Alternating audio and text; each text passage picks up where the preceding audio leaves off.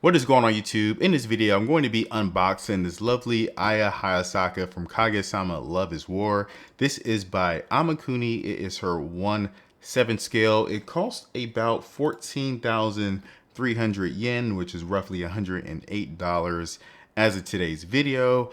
And yeah, I'm very excited for this one. I've been looking forward to it for a long time. We don't have a lot of scale figures from Kaguya-Sama's Love Is War, so as soon as I saw Hayasaka come up, instant pre-order for me. She's one of my favorite characters, and it's kind of a no-brainer. So without any further ado, here we have the box.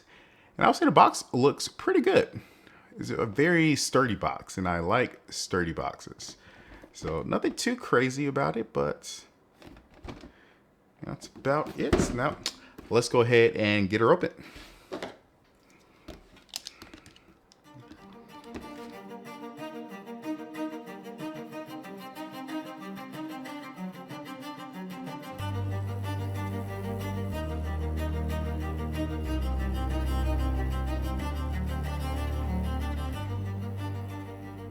All right, so we have the figure itself. She comes with a bag, of course. And okay, the bag has a nice little weight to it. And then the bag has two charms that you can choose from. One is a panda, and the other one is just a little Kaguya charm. Classic. And we have our instructions, but I can't imagine us actually needing them. Looks pretty straightforward. All right, so let's get her set up. So I've just been looking at her for a little while, comparing her to her product photos as well as the anime. I pulled the anime up as well just to get some more reference material here. And starting with her, overall head, her face, her hair. Her face is point on. I mean, she looks just like Hayasaka. I really do like her facial expression. Her eyes are very well done. Her mouth, perfect. I mean, just looks just like a persona from Hayasaka that we see in the anime. So that definitely looks good. Now, her hair color. So I feel like her hair color, and I'm looking at the product photos right now, there is definitely not like as golden, but I'm just blonde, I guess, as it is in the product photos. It is kind of, definitely a little bit warmer tone, I would say, a little bit browner. So it doesn't quite fit the actual anime in terms of like the color accuracy there. I'm looking at the anime as well. And yeah, it's not quite accurate, but it still looks pretty good. I mean, in terms of like the overall scope, nothing too crazy here. She has it in a little side ponytail here or ponytail, and that all looks pretty good. Decent amount of detail. It's fine, but it's just the paint job itself. I wish it was just a little bit more blonde, but it still looks like Hayasaka, so I'm not too mad about that. And then moving on to her actual outfit and the paint job. Again, this is kind of a similar comment I have about her hair. It just looks a little bit more muted. Her actual uniform is not like super black. So I have Kaguya right here. And yeah, see the Kaguya uniform is definitely a lot, deeper in terms of the blackness. Just looks like more of a pretty dark gray than it does black, but it's very close to black. Don't get me wrong. It's not like night and day difference, but you can, yeah, it is a little bit on the grayer side than it is black. But the overall, shading, nothing too crazy here. There's a decent amount of details in her like sleeves and the shirts, how it's kind of rolled up and wrinkled. It's actually very well done, I think. And her sweatshirt over her waist looks pretty decent. Skin tone looks good on her legs. And then going down to like her socks.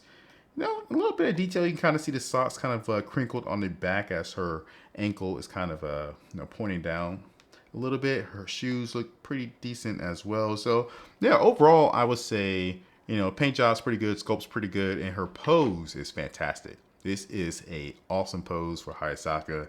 She's definitely giving off that kind of, just kind of that swag that Hayasaka can really give off when she wants to, when she's being a little bit flirty, I guess. So definitely love the pose quite a bit.